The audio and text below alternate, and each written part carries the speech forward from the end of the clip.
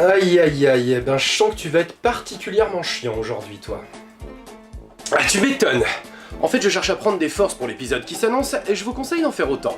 Pourquoi je pense pas qu'il y ait des sujets si graves qu'ils méritent qu'on se boive une canette de boisson énergisante d'une traite. Tu te souviens des quelques films qu'on a regardés la semaine dernière? Eh bien, j'ai décidé de faire un épisode sur le réalisateur.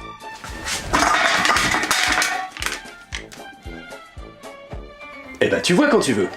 Générique.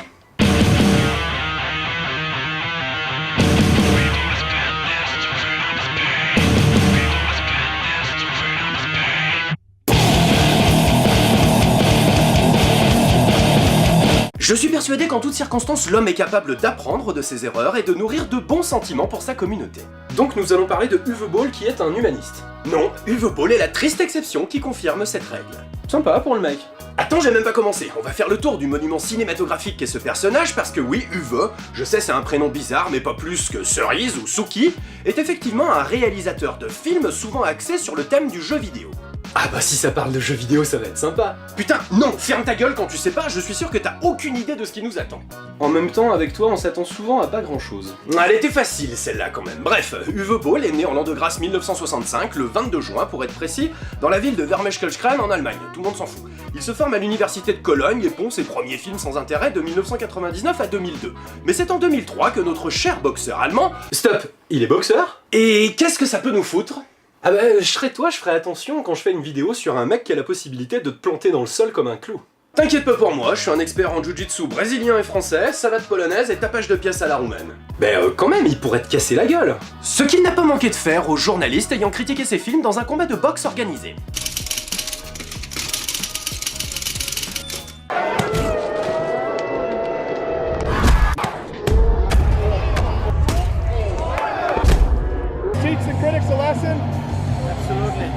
Et bien sûr, les journalistes n'étaient pas au courant qu'il était l'homoplagiat de Rocky Balboa. Et tu persistes à vouloir le titiller. Écoute, Uwe Boll il en a rien à branler de ma vidéo, il la verra pas de toute façon, et même s'il la voyait, il serait plutôt content que quelqu'un parle de lui, et il me dirait plutôt merci. Bon, si on peut rien dire. Non mais tu peux pas! Pourquoi, t'en doutais? Enchaîne. Donc en 2003, Uwe accouche de son premier film en rapport direct avec une licence de jeu vidéo, House of the Dead.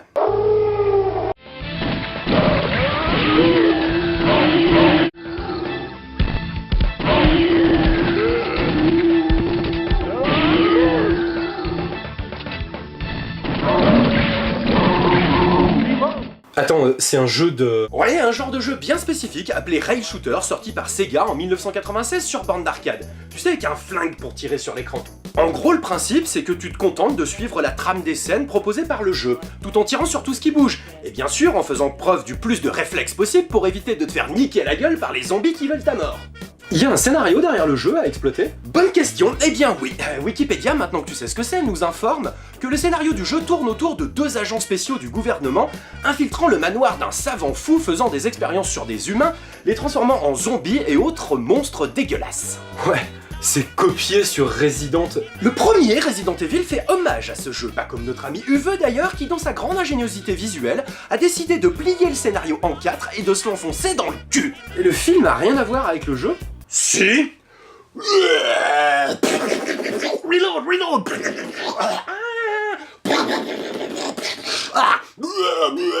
Sang, éclaboussure. Ah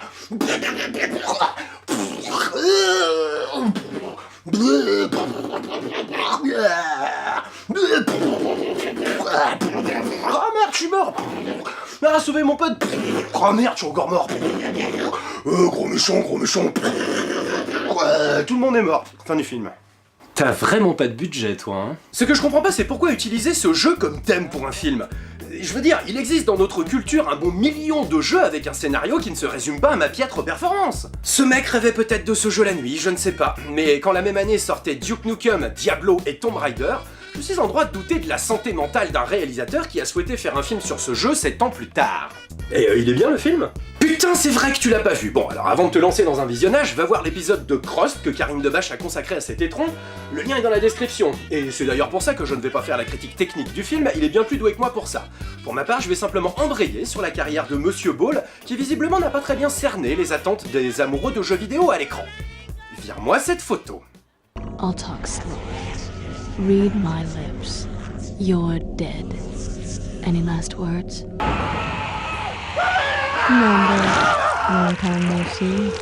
I love what you've done with yourself. You look fabulous.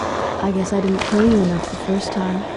I won't make that mistake again. Elle, c'est Blood Rain, une vampirette plutôt sexy qui se voit réveillée pendant l'entre-deux-guerres par la Paranormal Corp d'Hitler et va passer son temps à s'échapper de laboratoires nazis en leur cassant la gueule de manière assez délicate. Ce qui n'est pas pour me déplaire. Mignonne, dangereuse, bien sapée, l'archétype de la femme fatale quoi. Un personnage qui se fait violer dans tous les sens du terme dans le film éponyme de Uwe.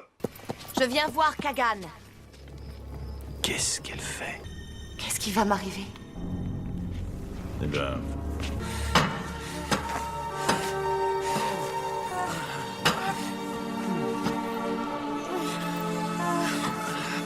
C'est une vraie partie de plaisir. C'est vrai ce qu'elle dit, elle a raison. Mais pourquoi il fait ça? Ah mais je sais pas, même si mon cul a décidé de déménager dans une galaxie parallèle après 5 minutes de film, on se retrouve au Moyen-Âge avec une histoire de société secrète et une héroïne aussi charismatique qu'un lavabo. Ok, calme, pas bon film quoi. L'année d'après, il revient avec Postal, un jeu du genre GTA où tu peux faire n'importe quoi, plein de trucs débiles. Et du coup, Uwe a exploité la licence pour faire un film déjanté dessus. Déjanté? Écoute! Un mec dont la nana de 200 kilos se fait trancher en double par 2 flics, qui devient pote avec un gourou de secte hippie, ah putain des hippies quoi, qui ensuite décide de voler des peluches en forme de couilles à des terroristes menés par Oussama Ben Laden dans un quartier de la ville qui s'appelle la Petite Allemagne, quelque part aux USA. Wow. Tu te moques de moi? Nique la logique, oh nique la logique deux qui la tiennent, 3 qui la... Sérieux, tu te moques de moi? Non, mais en plus non. Mais ce mec tourne à une substance extraterrestre. Si je prends comme univers un modèle déjanté, je dois quand même respecter des règles simples de trame scénaristique, de cohérence, de bienséance. Bah, tu sais, toi, question bienséance... Ta gueule, ce mec est complètement fou. J'ai pleuré sous une couette blottie contre un pote avec une tasse de tisane à la main quand j'ai maté Postal. Il me fait peur en fait. Uwe Boll me fait peur. Attends, calme-toi, t'es tout rouge. Je vais chercher quelque chose dans sa filmographie qui doit être mieux que le reste. Tiens, Alone in the Dark. Attends, fais pas de conneries. Tiens, King Rising, ça a l'air sympa ça.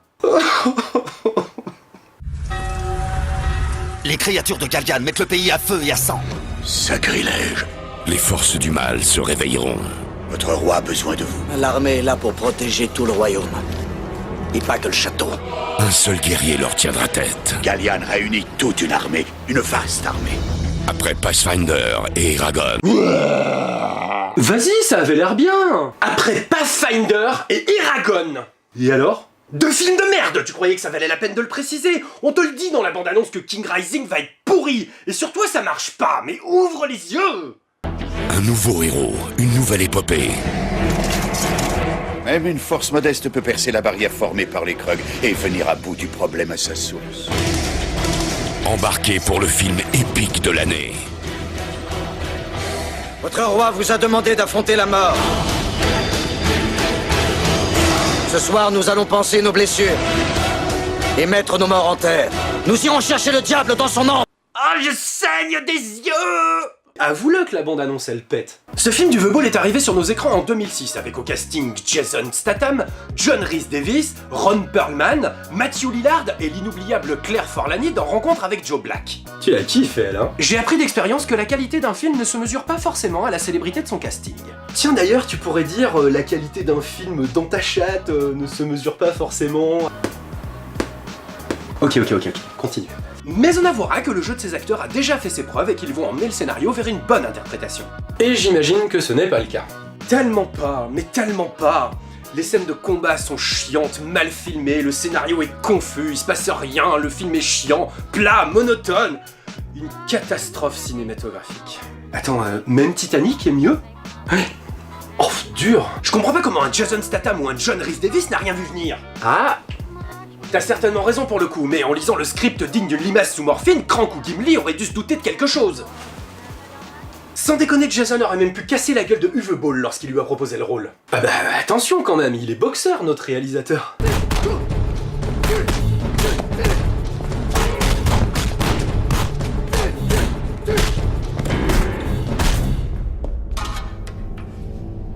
So big anymore, are ya? Et lui, il est couturière peut-être? Bref, on va arrêter le massacre, on va finir, de toute façon j'ai plus rien à voir.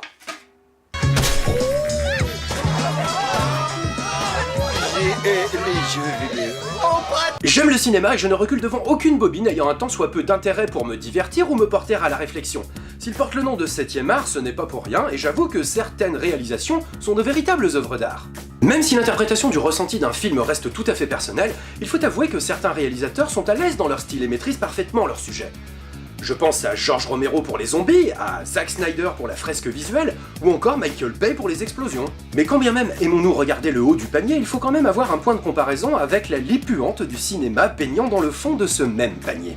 En ce sens, c'est là où Uwe Boll fait office de champion du monde, c'est que depuis Ed Wood, magnifiquement interprété à l'écran par Johnny Depp, eh bien aucun réalisateur n'avait autant fait parler de lui pour ses films en échec, médiocres et ennuyeux. Ce qui me fait vomir mon estomac par les narines, c'est qu'en plus de réaliser des films pourris, Uwe Boll a décidé de se focaliser sur le jeu vidéo, un domaine qui m'est cher et qui mérite d'être respecté dans ses adaptations, comme tout autre phénomène de société aujourd'hui ancré dans nos habitudes. Et surtout, cet énergumène arrive à motiver des investisseurs afin de rassembler le budget nécessaire pour caster des gens comme Statham et se faire produire par la Century Fox. Franchement, en fait, t'es jaloux. Voilà une remarque bien déplacée, mon cher, car dans la plus stricte des réflexions concernant nos vidéos, il me semble qu'à l'inverse d'Uwe Boll, nous respectons notre public et essayons d'apporter humour, interrogation et technique sans avoir 60 millions de dollars, pour au final produire de la merde.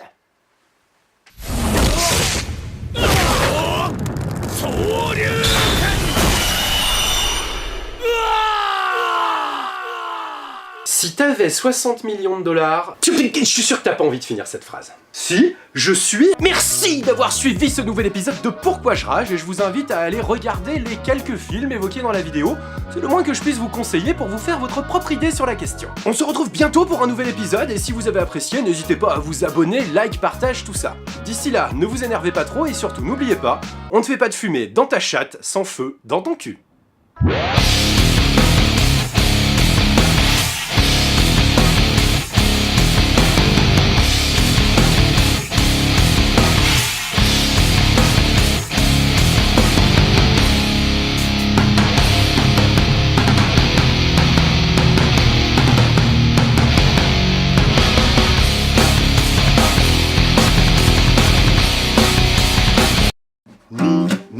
Nique la logique, nique la logique, nique la logique, nique la logique, nique la logique, nique la logique, nique la logique, nique